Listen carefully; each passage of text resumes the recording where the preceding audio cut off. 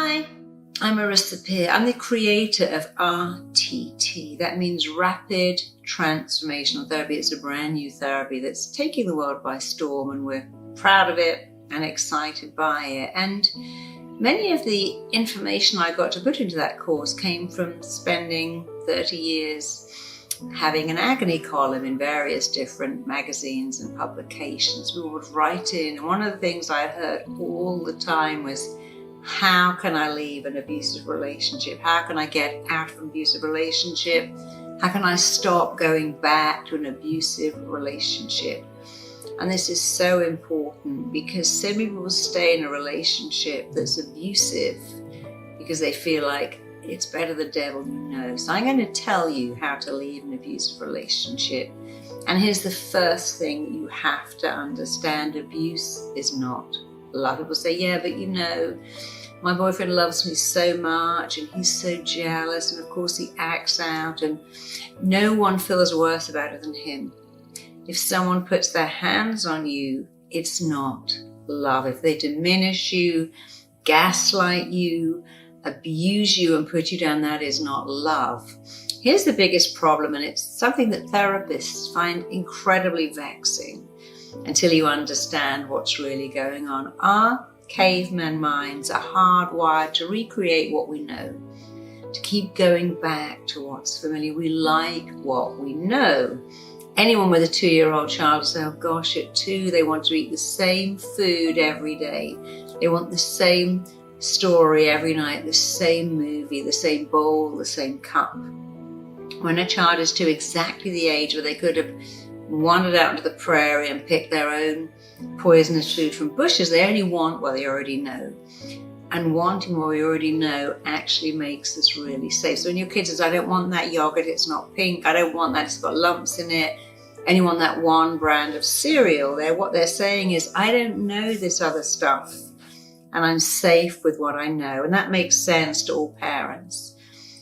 But your mind feels it's safe with what you know. So here's the scenario. A woman or a guy is in a bar and they meet someone who's abusive and diminishing. They go, I just feel like I've known this person all my life. We just click. Somehow we just clicked. Do you know why? That is your dad or your mum. And we are wired to recreate what we know and then to change the ending. So many women and men too will say, I like bad boys. I like mean girls. I like people who are difficult. What they're really saying is, if I pick someone who's difficult and I make them love me and adore me, if I turn a bad guy into a pussycat, a cold woman into somebody warm and wonderful, I've recreated my whole childhood, found an abusive daddy or mommy and made them love me. I put a happy ending on it. And that we are wired to do that. However, life is far too short to keep trying to change the ending when in fact, you can change the beginning. If you are in a relationship that's abusive, the person spends all your money, doesn't call, cheats on you, lets you down and diminishes you, tells you you'll never find anyone else and you're not that hot anyway. And I actually had a supermodel who said that every boyfriend she had to go, well, you look good, but you're not very bright. They were so intimidated by her beauty that they all diminished her. And she took it because she thought, well, it's my fault. I make guys feel bad about themselves and I just have to accept it. No, you don't. So the first thing when someone is mean to you is take some deep breaths and sit back and ask yourself, what does this remind me of? Who does this remind me of? This isn't just a woman's problem. One of my male clients said to me, I always go out with women that make me feel stupid. I seem to like deeply intellectual women who put me down. Then he told me that when he was a little kid, he said to his mum, Mummy, look at my drawing. And she said, darling, you might be 6. Please remember I'm not. I find you terribly boring. And I'm so intelligent. I really shouldn't have been a mother. I just haven't got the patience to deal with you because you're boring. And guess what? He found women who were smarter than him. And he always wanted them to go, wow, you're so bright, you're so clever. And I said, look, you got to listen to what I'm going to tell you. Here's your lesson. Every time you meet a woman, I want you to ask yourself one question. How do I feel about myself in this woman's company? If the answer is stupid, leave. There are hundreds of women. And to his credit, he asked himself one question: how do I feel about myself with this woman? And if the answer was stupid, he would leave. He said by the third woman, he thought, wow, I feel intelligent. This one's the keeper. He married her. I went to the wedding. It was a beautiful thing. And he said, I wouldn't have married her if you hadn't given me that heads up, the one question. So here's a question for you. How do you feel about yourself in the company of the person you're dating? If it's, I just don't feel attractive enough, I don't feel good enough, I don't feel worthy enough, I feel second best, leave, because you're playing the only part you've ever known, and now you're making that part your own. We play the only part we've ever known until we make that part our very own. I feel unattractive. I feel unworthy. I feel uninteresting. I feel I've got to work so hard to make someone like me, because I worked so hard to make my mum like me, my dad. I cleaned the house. I looked after the other kids. I was good. I was an achiever. You see, what you're saying is, I learned at a very early age to work for love, to earn love, to pursue love, to run after love. And it's just familiar, and I'm still doing it. Well, you know what? It might be familiar. And it is a fact that we go for what is sort of it. Here's another fact, a much better fact. You can make anything you like unfamiliar. So first you ask yourself the question, how do I feel in this person's company? And then second, you say, you know what? I am going to make this unfamiliar. I'm going to make someone adoring me familiar. I worked with a girl on a show where she was made over. She had a makeup artist, a hairdresser, a wardrobe assistant, a personal trainer, all there to make her feel beautiful. And she'd go off and she'd still pick up the same guys that treat her badly. And one day I said, you know, you are dating daddy. You're not supposed to spend the night on the sofa kissing and making out with daddy. You're not supposed to get into bed with daddy. You're dating your dad. So I want you to go out with a whole different energy. We did some work on her. And back to him, she said, well, it was just amazing. I don't know what you did to me, Marisa, but I went to the same place I always go. And this really nice guy hit on me. He picked me up in the house, took me out for dinner, paid the bill, sent me a text, make sure I got home safely. He's already asked me out again, and I'm not going. I said, why not? She went, well, he was too good for me. I said, why don't you say that again? But what you're really saying is his behavior was so unfamiliar, nice, kind, complimentary, pursuing me. I didn't recognize it, and I wanted to run back to what I know, only because it's familiar. And why don't you say, I will make this familiar. I will make, and I said familiar, don't ever add if it kills me, if it's the last thing I do. That's not good programming. I will make being loved, being cherished familiar. So she decided to say that. I'm just not used to niceness, but I'll make it familiar. I'm not used to being treated with respect. I'll make it familiar. I'm not used to someone treating me as if I have any kind of value, but I'll make it familiar. And of course she married him. They're still together. And now she said, it's so bizarre. I can only remember being loved, adored, cherished. My husband makes me know I am the most important thing in his world. And I would never go back to those other guys who, by the way, when I got engaged, called me and went, hey, what about me? Why haven't you married me? She went, well, apart from that, you never asked me. You didn't even ask me out. Why would I marry you? But here is your lesson. Your mind likes what is familiar. That's a fact. You can make anything good familiar and anything bad unfamiliar. That is another fact. Make good stuff familiar. Remind yourself you are not supposed to go home and climb into bed with mommy or daddy. You're supposed to find someone like you. Your parents may be mean, withholding, and critical. That was about them. It has nothing to do with who you are. You are lovable just the way you are. And to find love, it doesn't require anything to be cut out, injected in, snipped off. Nothing is required. No waxing, no electrolysis, no hours in the salon, no designer labels are needed to make you feel worthy of love. There is one thing you need, and it is this. You need to go, I am worthy of love. I'm deserving of love just the way I am. Of course, I'll make the best of myself, but just the way I am, I'm lovable and worthy of love, because you know what? You were born with that belief. No baby says, oh, my dad's not here, I'm not as lovable as other kids. My mum is depressed, so I'm not lovable. All babies believe they're lovable. They demand attention. You know why? Because their mind says you are worth it. So do all of those things and then finally recognize abuse is not love. Someone hitting you, putting their hands on you, spending your money, cheating on you, diminishing you, that's not love. Someone who is inadequate, it's a bit like a seesaw. Here we go. Here's you, and here's the unworthy person you may be dating. You see, in their mind, it's not equal. In their mind, you're up there and they're down there. And they only have two choices. I feel inadequate in this girl or guy's company, so I'm going to diminish them. And if I diminish them, they're going, well, you're fat, you're not that much, you're not smart, you got 2 kids, who would ever want you? What I'm doing is that, not even that. I'm going to keep going till I feel superior and they feel inferior. Or they will embellish themselves. Well, I've got a degree. No one in my family is divorced. I earn more than you. I'm smarter than you. So someone who feels inadequate wants you to feel inadequate too, and they will embellish themselves and diminish you to make that happen. But you know what? That can only happen if you let it, and you never, ever, ever have to let it. So tell yourself every day, I am lovable just the way I am. I'm worthy of love. I'm deserving of love. And it simply is not true that you have a twin flame and there's no one else. There are so many people that you can love that can love you. But you know what else? The longest relationship you'll have in your entire life is with yourself. Your parents have died before you do.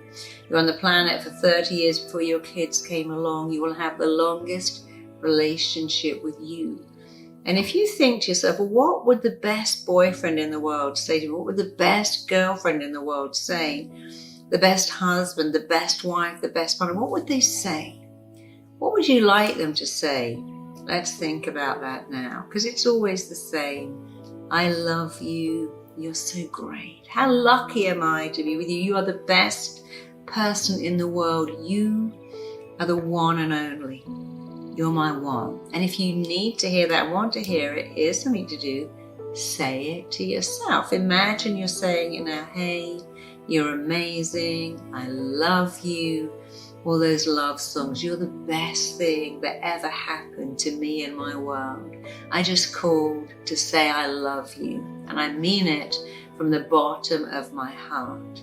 Something about you.